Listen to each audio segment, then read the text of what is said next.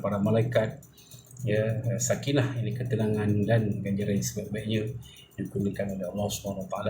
Dikala sahabat-sahabat kita yang merupakan duyuf rahman tetamu Allah SWT sedang bersiap-siap menunggu 8 Zulhijjah, pagi 8 Zulhijjah, untuk bergerak menuju ke Padang Arafah untuk memulakan kerja haji yang selepas berniat ihram di penginapan mereka masing-masing.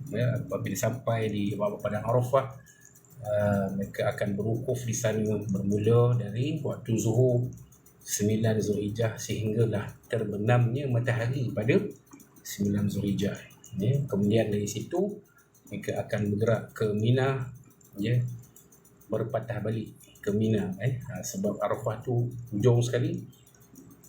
Ke Mina di tengah-tengah antara Arafah dengan Mekah. Mereka akan ke Mina, yang mana masa perjalanan tu sebenarnya memakan masa, walaupun jaraknya tidaklah begitu jauh, tetapi ia memakan masa semalaman.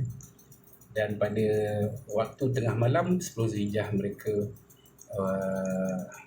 akan singgah bermalam sebentar, dan ketika di Muzdalifah, dan ketika itulah mereka akan mengutip batu-batu yang akan digunakan untuk melontar di Jamrah bermula pada pagi 10 Zulhijjah melontar di